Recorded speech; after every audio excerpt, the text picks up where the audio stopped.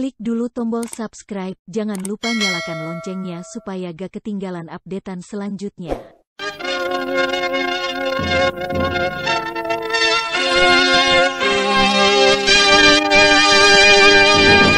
PT Supra Perpindo Pharma bersama Sanggar Cerita mempersembahkan serial Sandiwara Radio Mantra Naga Bumi.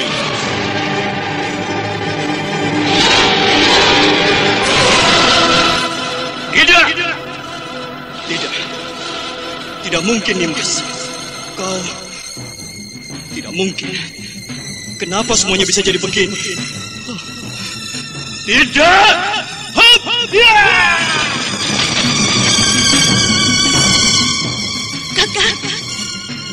Kakang Ranggageni. Kakang, kenapa kau tinggalkan aku, Kakang? Kenapa?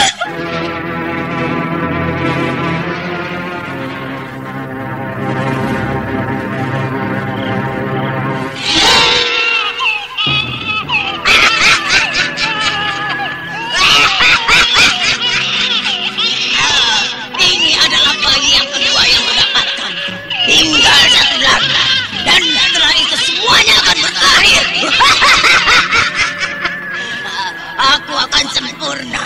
Dan itu berarti kematian bagi kalian semua orang-orang berjingga.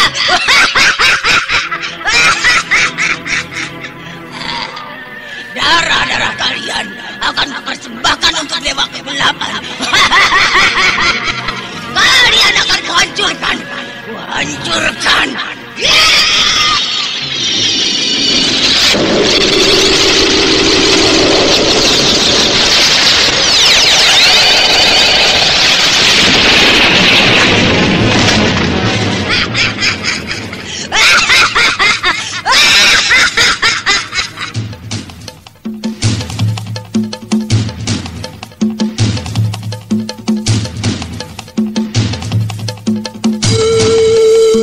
Mantra Naga Bumi, sebuah kisah misteri tentang hilangnya kitab Lawang Pitu dan Mahkota Biru, lambang keperkasaan Mataram kala itu.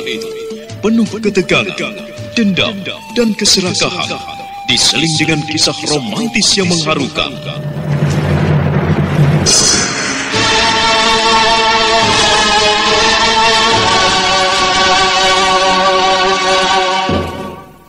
Mantra Naga Bumi. Ide cerita, Toto Prambana. Naskah disusun dan ditulis oleh Chandra Argadinata. Teknik dan montase, Novi Mumu. Ilustrasi musik, Frans Harius. Dengan sutradara, Dian Pertiwi.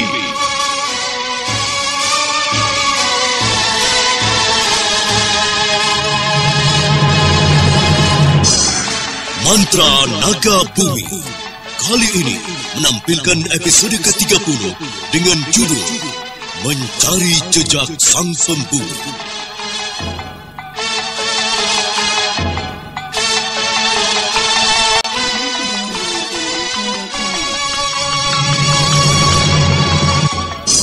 Dalam seri yang ketiga ini didukung oleh para pelaku Ferry Fadli sebagai Ranggageni, Suryadin Tanjung sebagai Ki Tegar Wajah, M. Abud sebagai Rama Wisesa, Jumali sebagai Cutak Anabrang, dibantu oleh Budi Nova dan Wahyu Chandra, serta Nusri Nurdin pengantar cerita. Selamat mendengarkan.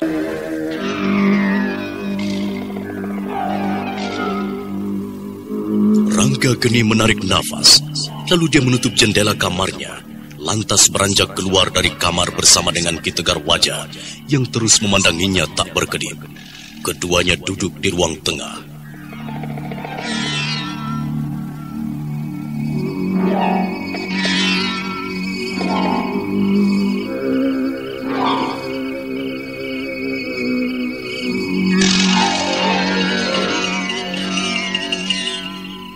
Nah, Mas, kau seorang pemuda yang baik. Terus terang aku katakan hal ini. Dan ini bukan sebuah pujian. Ini adalah kenyataan. Kau tampak tenang dan sabar. Aku kasihan padamu. Dan lagi pula aku bisa membandingkan kau dengan Pasopati yang tidak punya tata kerama dan sopan santunnya. Dia kasar dan sombong. Jangan terlalu berlebihan, Ki. Aku baru di sini. Dan Ki Tegar juga baru sepekan lebih mengenalku. Aku takut malah nanti Ki Tegar tidak berkenan padaku. Aku bisa melihat dari sorot matamu, Namas. Aku bisa membedakan semuanya. Aku yakin apa yang kukatakan adalah benar. Maka dari itu, kau tidak boleh menjadi korban mereka. Kalau kau mau mulai besok, aku ajarkan sedikit ilmu silat. Biar kau bisa menjaga dirimu. Meskipun tidak bisa menandingi para jawara. Tapi jadilah untuk menghadapi para begundal Pasopati yang ada di desa ini. Kau mau? Oh, maaf Ki. Sebenarnya aku tidak ingin menolak tawaran baik Ki Tegar Wajah. Tapi untuk yang satu ini, mungkin aku tidak bisa. Aku tidak sanggup untuk belajar silat. Maaf Ki. Aku sebenarnya tidak mau mengecewakan dirimu. Kau telah menolongku. Tapi demi Dewata Agung, yang satu ini sulit aku menerimanya. Oh, tidak apa-apa, Namas. Aku tidak marah dan kecewa. Tapi kurasa kau tentu punya alasan kenapa tidak mau. Padahal kehidupan ini cukup keras dan kita semua pasti butuh untuk menjaga diri. Ya, aku mengerti, Ki.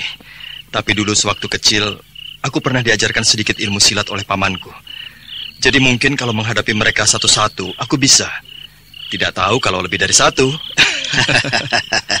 Kau bisa saja, Namas. Yang namanya orang-orang seperti Pasopati itu pasti tidak mau sendiri. Mereka pasti senang main keroyokan, main kerubutan. Ya, kalau mereka ramai-ramai, aku akan berusaha menghindar. Kalau memang tak bisa, ya terpaksa lawan saja. Iya. Kalau begitu, sekarang kau tidurlah kembali. Ya, tapi aku harap Ki Tegar tidak mengejar orang yang menyerangku tadi. Karena berbahaya, Ki. Ya.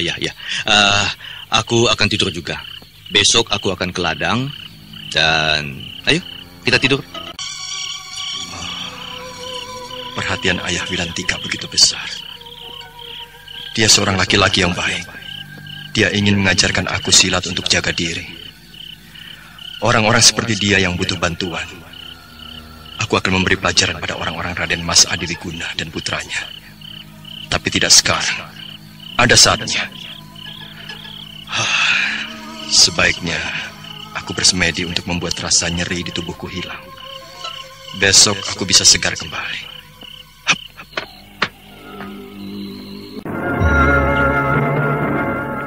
Dan saat matahari muncul di ufuk timur, marilah kita lihat dulu keadaan di Keraton Merak Jingga. Sepekan lebih saat keraton ditinggalkan oleh Rangga Geni. Pagi itu udara yang cerah tampak menyinari cungkup keraton yang kuning seperti disepuh emas. Rama Wisesa yang menjadi penguasa di Merak Jingga saat itu baru turun dari pembaringannya, langsung keluar. Dan ketika itulah seorang prajurit datang menghadapnya. Ampunkan hamba Tuan, hamba menghadap tanpa dipanggil. Ada apa prajurit? Sepagi ini kau datang melapor padaku. Ampunkan hamba Tuan. Di luar ada beberapa perwira yang ingin menghadap. Salah satunya Tuan Perwira Cutak Anabrang dari Kota Raja. Beberapa prajurit. Salah satunya Perwira Cutak. Baiklah. Katakan pada mereka untuk menungguku di pendopo. Aku segera ke sana menemui mereka. Sendiko, Tuan. Hamba mohon diri. Aneh sekali. Tidak pernah mereka menghadapku secara berbarengan seperti ini di pagi hari. Apakah mereka tidak setuju padaku? Karena aku yang menjadi pengganti sementara Gusti Rakai Langit. Tapi kenapa Cutak Anabrang ada di antara mereka? Karena Cutak tidak mungkin bertingkah yang aneh-aneh. Sebaiknya aku ke sana saja. Tapi aku harus mandi dulu.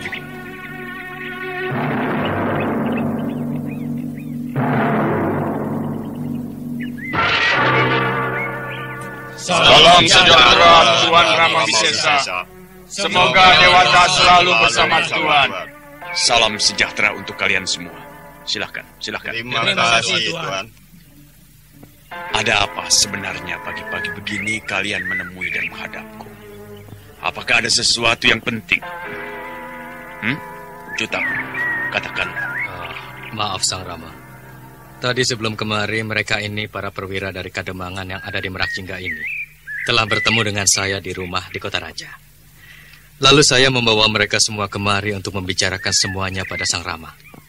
Oh, berarti ada yang penting.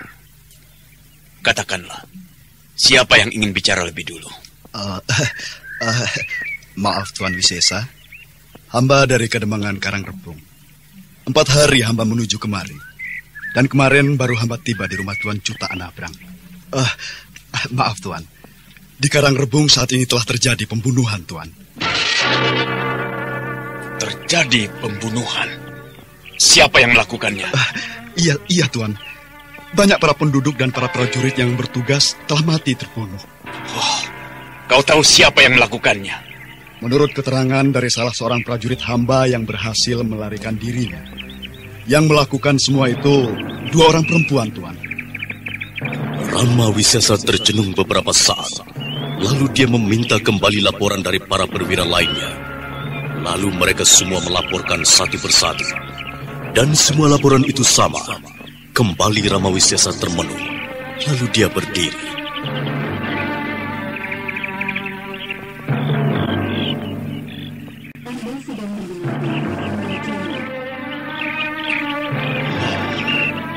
Apakah tidak ada yang mengenal kedua wanita itu? Tidak, Tuan. Kami tidak mengenalnya sama sekali. Gerakan mereka begitu cepat, Tuan. Apakah kalian tidak menduga mereka berdua itu adalah Nyai Balitung atau Sastri Tunggadewi? Tidak, Tuan. Menurut hamba, mereka berdua bukanlah Nyai Balitung ataupun Sastri Tunggadewi. Karena mereka hadir kapan saja. Mereka ada di waktu siang ataupun di waktu malam. Sang Rama, apakah tidak mungkin ini perbuatan orang-orang yang memusuhi Merak Jingga? Ataupun perbuatan Sri Tiwangi? Iya, mungkin kau benar, Cutak. Sekarang sebaiknya kita semua bersiap-siap. Kita adakan pengejaran terhadap kedua pembunuh itu. Kita cari dan tangkap mereka. Jelas sekarang bahwa mereka berdua adalah musuh Merak Jingga. Kami siap mengemban tugas. Ya, kita semua akan mengadakan pengejaran pada mereka. Aku rasa kalian bisa menduga ke arah mana perginya kedua orang itu. Iya, mungkin ada yang tahu atau mungkin juga ada yang tidak. Tapi kita semua memang harus berusaha mengejarnya. Iya, kita harus meringkusnya. Kita siapkan tiang gantungan untuknya. Sekarang aku harap kalian mempersiapkan semuanya. Sendiko, Tuan. Tapi untuk sementara kalian boleh beristirahat dulu di gedung kesatriaan. Nanti sore kalian boleh kembali ke kademangan kalian masing-masing. Sendiko, Tuan. Cutak, kau tunggu di sini. Masih banyak yang harus kita bicarakan. Iya, silakan Sang Rama. Saya juga sebenarnya ingin bicara banyak padamu. Ya, menyangkut masalah ini. Terus terang aku bingung, Cutak. Masalah keraton ini sangat pelik sekali. Belum selesai masalah Gusti Prabu Rakai Galuh, muncul masalah Gusti Rakai Langit yang ternyata adik kakak dengan Gusti Putri Ayu. Dan dia Ayu Pengukir kini sedang sakit keras. Belum ada tabib yang bisa menyembuhkannya. Kini timbul lagi pembunuhan terhadap orang-orang Merak Jingga. Sekarang bagaimana kalau kita bagi kerja saja, Sang Rama? Beberapa prajurit dan ditemani 2 atau seorang perwira untuk mencari ke desa-desa kecil. Lalu yang lainnya lagi mencari Gusti Rakai Galuh. Sebagian lagi mencari tabib. Serta kita kirim pasukan untuk mencari jejak pembunuh itu. Mungkin dengan berkumpulnya para perwira dan jawara akan dapat menangkap kedua pembunuh itu. Iya. Aku pusing sekali dalam menangani masalah ini, Cutak. Lakukan mana yang menurutmu baik. Aku akan memberikan kekuasaan padamu. Ini cap kerajaan. Tanda resmi dari pemerintah Merak Jingga. Lakukan tugasmu. Tapi Sang Rama... Aku harap kau tidak menolaknya, Cutak. Hanya kau yang bisa membantuku saat ini. Kalau kau tidak bersedia, lantas pada siapa lagi aku minta bantuan? Kau bisa mengerti semuanya. Nah, ambillah cap ini. Iya. Saya terima semua tugas itu. Tapi berat sekali rasanya kalau harus menerima cap ini, Sang Rama. Ini hanya sebagai bukti tugas. Untuk memperkuat kedudukan yang kau pegang. Karena dengan cap ini semua akan menurut dan mendengar apa yang kau katakan. Iya, terima kasih Sang Rama. Tapi tolong bantu saya seandainya saya tidak bisa melakukan semuanya dengan tuntas. Iya, aku akan siap membantumu. Membantu apa yang tidak kau ketahui dan tak bisa kau kerjakan.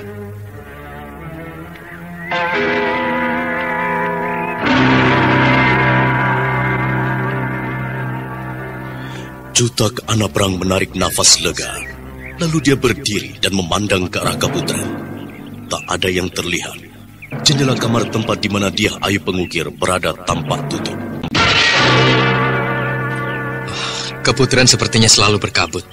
Tidak ada gairah kehidupan di sana. Iya, itulah Kaputren sekarang, Cutak. Tak ada kegairahan di sana. Semuanya telah seperti tenggelam dalam kedukaan. Untuk kesana saja aku malas sekali. Karena Gusti Ratu pun tampaknya tak mau diganggu. Apakah semuanya ini akan terus berlanjut, Sang Rama? Entahlah. Yang aku takutkan Gusti Ratu Ayu Pengukir semakin parah. Dan akhirnya membawa maut baginya. Dia sudah lama tidak mau makan. Dia sadar sebentar lalu pingsan lagi. Dan begitu seterusnya. Sudah sepekan lebih dia demikian. Sekali lagi Cutak Anabrang menarik nafas panjang. Matanya masih menatap pada jendela Kaputren yang tertutup. Seolah-olah tidak ada yang dibuka untuk selama-lamanya. Rama Wisesa melangkah mendekati Cutak Anabrang. Lalu dengan tenang, dia menepuk pundak perwiranya itu.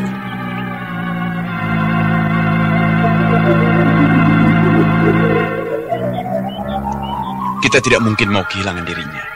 Maka itu kita harus mencari tabib atau orang pintar yang bisa membuat dia sembuh. Atau paling tidak kita harus menemui Resi Gupta. Aku rasa orang tua itu bisa membuat dia sadar akan dirinya.